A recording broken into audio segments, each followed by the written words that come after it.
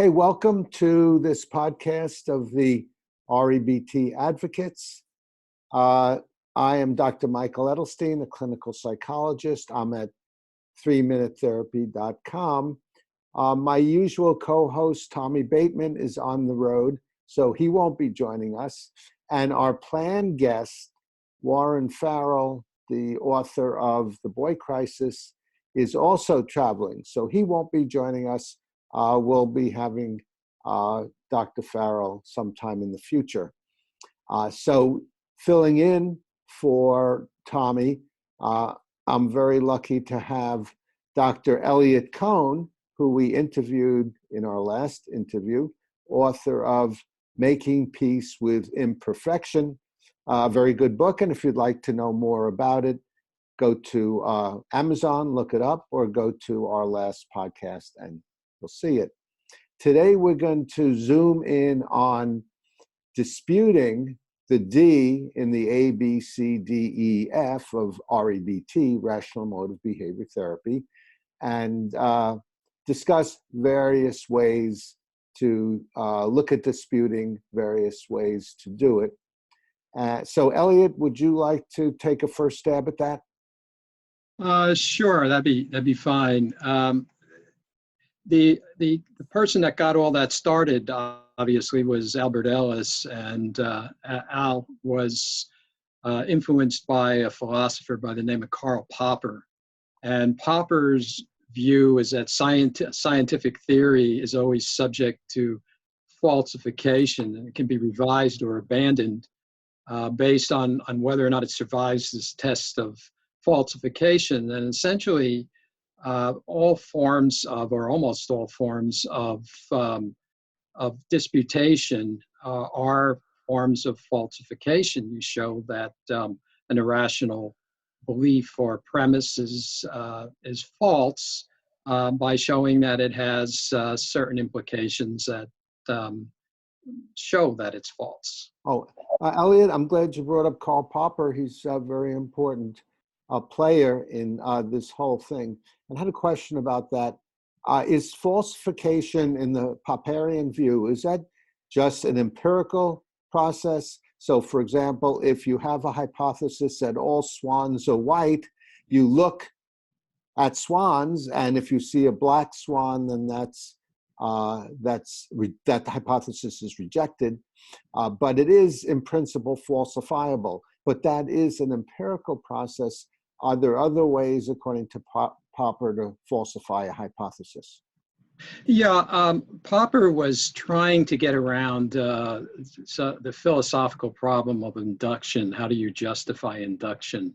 And he emphasized in his scientific view methodology a hypothetical-deductive, what's called the hypothetical-deductive method, where you have a hypothesis and then you deduce a certain implications, certain conclusions from that hypothesis taken together with other auxiliary hypotheses, and then you see if they're true or not, and if they're confirmed, then the hypothesis is still in the running as a possibility. If it's falsified, then it's knocked out. So instead of trying to prove things true, which induction does, he tries to embarrass or prove hypotheses false, and the ones that survive sort of are the winners. I see. And could you prove a hypothesis is false or disconfirm a hypothesis by not showing it has empirical disconfirmation, but rather it doesn't follow logically? Yeah, if it's empirically disconfirmed, like, well, you could see the swan thing. If all swans are white, then this particular swan will be white too. And if it turns out to be a black swan, then that falsifies the hypothesis. You can never entirely 100% confirm an inductive hypothesis, because there's always other observations that you can make, but you can certainly falsify it. And that's the angle that Popper took. And I think that Al was very much influenced, by this idea that if you have an irrational belief, it's going to show itself by certain deductions that you can draw from it, and then you could show that those things are not, verifiable. So therefore, it's false, Yeah. or irrational. Yeah. Although one of the ways of disputing that we use in REBT is the logical way. So, for example, if I say, I prefer to have your approval, and therefore I absolutely have to, then we could ask, does this follow logically? Is it a sequitur or is it non sequitur? Does a preference somehow equal a must? And we think about it. We don't do any empirical research in the world. We just think about it, and we recognize that a preference is a preference. It's not a must. A must is a totally different animal. So then we say, well, this hypothesis is illogical. That's really not, would you agree that's really not an empirical test? It's a logical test. Well, it's a logical test, but it can be seen as a reductio ad absurdum, in the sense that, if a preference means a must, then anybody's preference would be a must. So if you had some exotic, a desire to eat poop, then I must eat it because the desire entails the must. So, we could see that, it's a non sequitur, and the reason why it's a non sequitur is it doesn't follow, because if it did follow, then anything would follow, anything quite ridiculous. Right. But it's not a empirical dispute. For example, if I said, I need your approval, and then I could say, well, I've been disapproved by others and I survived. So if I'm disapproved by you, I'll probably survive also. So that's more empirical than logical, as I see it. Or do you think I'm making a false distinction? Yeah, no. What you're saying is you're looking at the inference itself in the case of a non sequitur, and saying, there's no connection or established, way of deducing the conclusion that just because I prefer something, therefore it must be.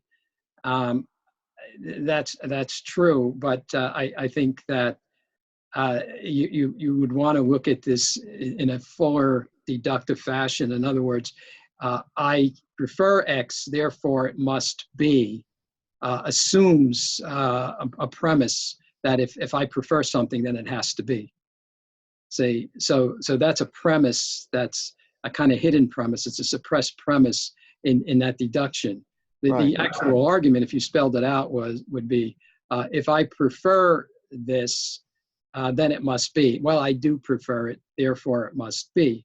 And then one, is driven to look at the premise. If I prefer this, then it must be, and ask the question, well, is that a justified premise? So you essentially saying that this inference is invalid, or non sequitur rather, not invalid, but a non sequitur, is to say that major premise is irrational. And so you still need to be able to show that premise is irrational. And one way of doing that is to say, well, if your preference always equaled a must, then anybody's preference would equal a must, and even strange exotic preferences would also equal must. So that premise can't really be acceptable. Right. But again, that seems logical, not looking at outside ourselves or outside our thinking, not looking at the real world and what's going on. I think that's true, because you would be, kind of doing thought experiments sort of to disconfirm that major premise. So I think you're right about that. Yeah. Okay. So we have, I think we've just discussed some logical ways of disputing a must, and an empirical way.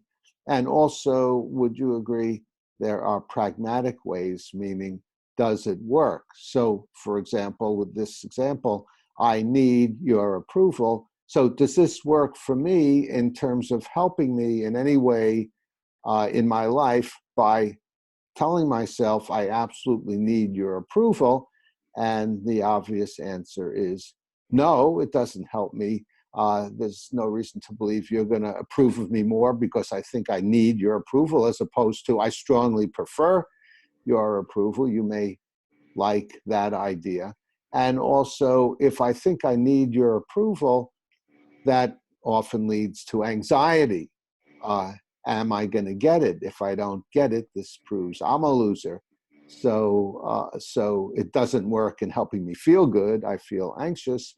And then often, if I think I need your approval, I'm likely to be overly approval seeking or avoid your communicating with you or having anything to do with you, because I'm afraid if I do, you might disapprove of me, and that would prove I'm a loser. So that would be an example of the pragmatic, utilitarian way of disputing an irrational belief. Would you agree? Yeah, that would be a way of showing it's irrational too. But notice too how even the pragmatic example is or method of disputation is also part of that falsification structure. You know, if this is true, then look at all the unhelpful or self-defeating results that you have from it. You get anxiety and the like.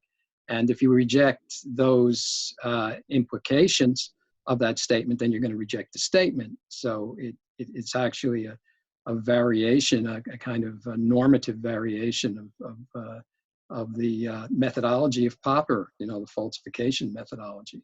Oh, okay. Very good. Dr. Cohen, we have a few more minutes. You had mentioned something to me before the podcast about people disputing the idea of disputing. And could you briefly lay out the argument against using this disputational strategy where you ask for evidence for a hypothesis? I think that the crux of the matter is that those who don't place much stock in the refutation aspect of REBT, or logic-based therapy in my case, are really convinced that it's the new beliefs that they come up with that are essential, that changing your behavior, changing getting new beliefs is all that really matters. But the fly in the ointment, so to speak, with that is that people are not likely to change their beliefs in the first place unless they see that the beliefs that they're harboring are irrational and not really helpful at all. Without that, without the refutation aspect of it, they're not likely to even adopt new beliefs. So that means that refutation is essential. Not that it's an unessential part and only the changing your beliefs are essential. Yeah, I agree with that. And to elaborate a little more, in REBT, what we mean by disputing is really arguing. A disputation normally is an argument. So you argue with yourself, you say, what is the evidence I need Elliot's approval? And then I say, well, because I want it. So then I come back with another argument. What's the evidence? Because I want it, I need it. So we're trying to get you to argue with yourself, to look for evidence. And then if you see there's no evidence, if you win the argument and you abolish, at least for the moment, the must, then underneath that is your strong preference, because your demands come from escalating your strong preferences into demands. So if you negate the demand part, then your strong preference is left. And that's why it's really not a matter of just doing the replacing, because your preference is there to begin with. There's nothing to replace. Exactly. So we want you to see, before you get to the rational belief, that there is no evidence for the must. And that's why we get to the rational belief. So I think that what Elliot and I are suggesting is really a deeper philosophical process than just this idea of giving up disputation and just reinforce the rational ideas. And that sounds more like cognitive behavior therapy than rational emotive behavior therapy. That's right, and we're looking at a didactic element here in REBT, because what one is learning is critical thinking, and That's critical right. thinking you can do on your own, and you don't have to go to a therapist to do your critical thinking for you and tell you what beliefs to adopt. You can think about what could make constructive changes in your own life by seeing that you're thinking irrationally. And what happens with disputation or refutation, either term applies, would be to realize why your beliefs, why your irrational beliefs are indeed irrational. And that Yeah. leads you, that points you in the right direction. And that's what refutation does. It points you in the right direction, and you can do it on your own. And that's what Yeah. REBT teaches. Yeah, that's a wonderful point, that REBT is advertised as teaching you to be your own therapist. So if you learn a method to identify your irrational beliefs and a method to question them, challenge them, and contradict them, then there's no reason for a therapist anymore. You're your own therapist, where if you're just reinforcing rational beliefs, it doesn't really tell you what rational beliefs are appropriate in different situations, whereas using this method leads you to overcoming the musts and the shoulds, and then underneath that is the preferences. So I think that's what you were saying, and Exactly. yeah, and I think that's a great point to end on. Well, I wanted to thank you, Dr. Elliot Cohen, for joining us and adding more of a philosophical nature to our discussion. And Tommy Bateman, my partner, will be back next week. And if you liked this video, please comment below. And please subscribe to the REBT Advocates to stay on the rational side of life.